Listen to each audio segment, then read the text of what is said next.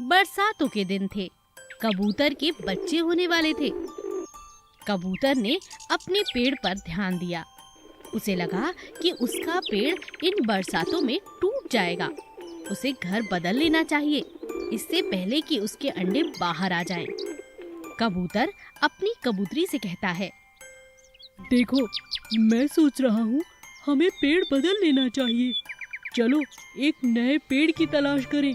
इन बरसातों में जरूर हमारा ये पुराना घर टूट सकता है। आप ठीक कहते हैं, चलिए। दोनों कबूतर और कबूतरी नए पेड़ की तलाश में निकल जाते हैं।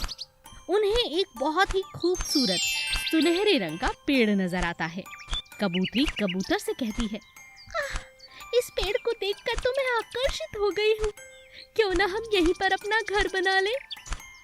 मगर मुझे तो ये कोई जादुई पेड़ मालूम होता है। इस तरह के सुनहरे पत्ते मैंने आज तक नहीं देखे। क्या कहा? जादुई पेड़? क्या सच में जादुई पेड़ भी होते हैं? हाँ, होते हैं। अरे नहीं होते, चलो ना यहीं घर बना लेते हैं। कबूतरी के बहुत जिद करने पर दोनों वहीं पर घर बना लेते हैं। कुछ दिनों के बाद उनके अंडे हो जाते हैं, लेकिन अंडे जहाँ होते हैं वहीं चिपक जाते हैं, वहाँ से हिलने का नाम ही नहीं लेते। इस बात का शक अब कबूतरी को होने लगता है कि सच में वो पेड़ जादुई है। वो कबूतर से कहती है, कितने हफ्ते हो गए हमारे अंडों को निकले, मगर हमारे अंडे जरा से हिलते भी नहीं।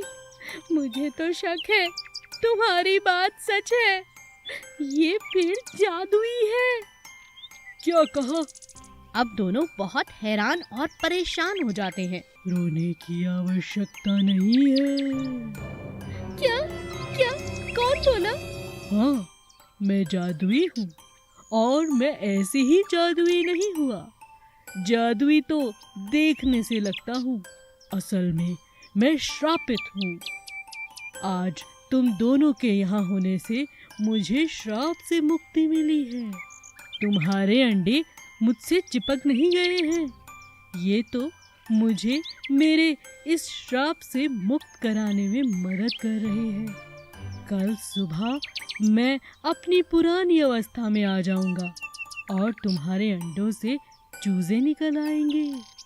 सच में? हाँ, मैं तुम दोनों का आभारी हूँ। ठीक है, मुझे आपकी बात पर विश्वास है। कबूतर और कबूतरी पूरी रात सोते नहीं, अगली सुबह का इंतजार करते हैं। और सुबह होते ही, पहली किरण पड़ते ही चूजे बाहर आ जाते हैं और पेड़ एकदम हरा भरा हो जाता है। आलू, कचालू और चॉकलेट का पेड़। एक दिन आलू और कचालू सैर पर निकले। रास्ते में उन्हें एक ऐसा पत्थर मिला जो देखने में एकदम आलू की तरह था। कचालू ने कहा, अरे आलू, देखो, देखने में ये पत्थर एकदम तुम्हारी तरह लग रहा है। ऐसा लगता है ये सच का आलू है। मुझे भी ऐसा ही लग रहा है। इसे हाथ में लेकर देखूं? देखते हैं। आलू उस पत्थर को उठाने की बहुत कोशिश करता है, लेकिन पत्थर इतना भारी था कि उससे उठता ही नहीं। तब दोनों मिलकर, आलू और कचालू मिलकर उसे उठाने लगते हैं। उठा के जैसे ही वो उस पत्थर को पलटते हैं, अचानक वहाँ से एक बड़ा सा पेड़ निकल आता है। ये क्या? अरे ये तो पेड़ है।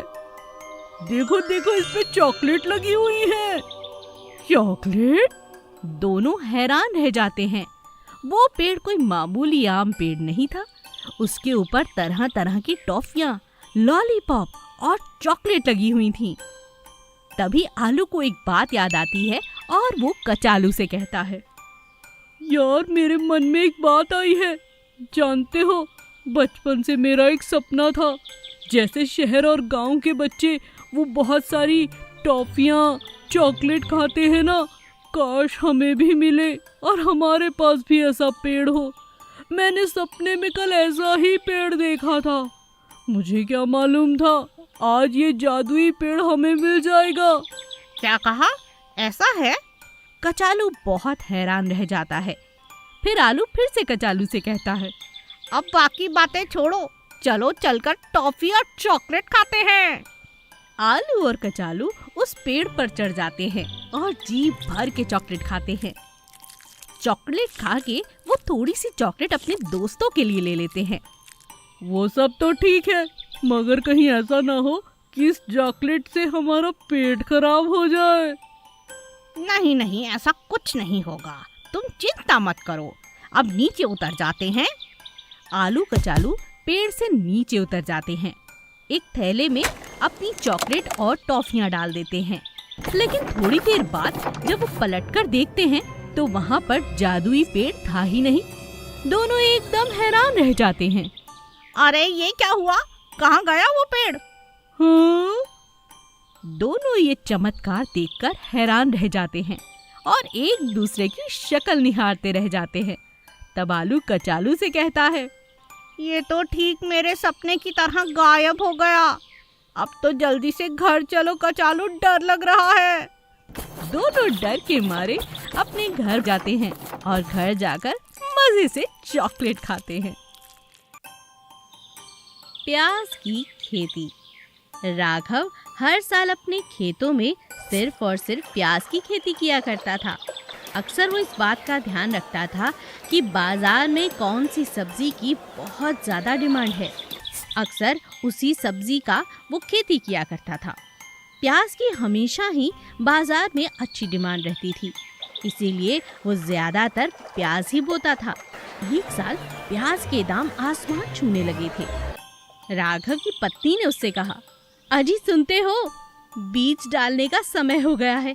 पूरे गांव ने बीज डाल भी दिए और आप अभी तक बाजार से बीज लेकर भी नहीं आए हो। बात क्या है? अरे तुम तो नाराज हो जाती हो।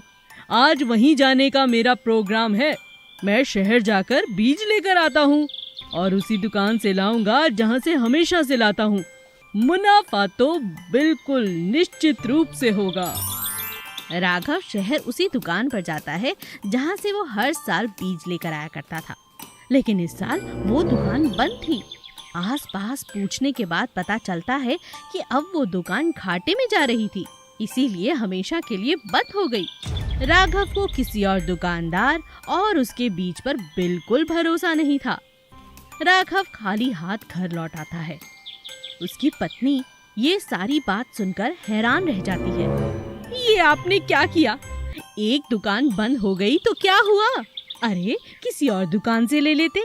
सारी दुनिया एक ही दुकान से हमेशा ही थोड़ी ना बीज लेती है।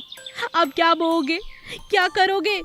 मैं तो कहती हूँ कल ही जाओ और जाकर बीज लेकर आओ। अगले दिन राघव नई नई दुकानों पर जाकर बीज के लिए बात करता है, मगर कहीं भी उसे प्याज के बीज नहीं मिलते। पूरे बाजार में प्याज के बीज खत्म हो चुके थे।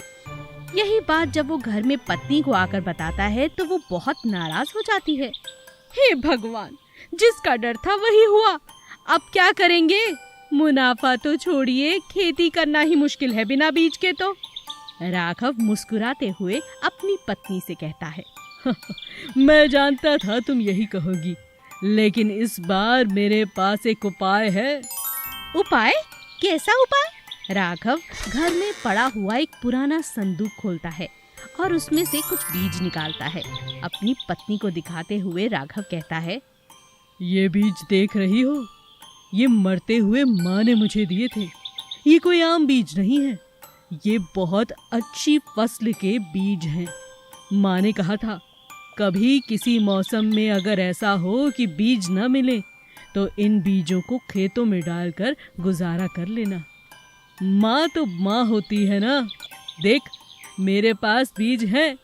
इस बार तो फसल ऐसी होगी कि पूरे गांव के पास ऐसी प्याज न मिलेगी। हाँ, ये तो आपने सच में कमाल की बात कर दी। अगले ही दिन राघव अपनी पत्नी के साथ खेतों में बीज डाल देता है। खेतों में बीज डालने के बाद एक अजीब चीज होती है। एक एक प्याज का साइज इतना बड़ा होता है कि हर कोई दूर दूर से उसके खेत देखने आता है। एक एक प्याज 5-5 किलो का था। ना केवल राघव का प्याज दूर देश तक जाता है, बल्कि उसे इस बात का बहुत मुनाफा भी होता है। कभी कभी नुकसान के पीछे भी कोई फायदा होता है। बस हमें अपने नजरिए को बदलने की जरूरत है।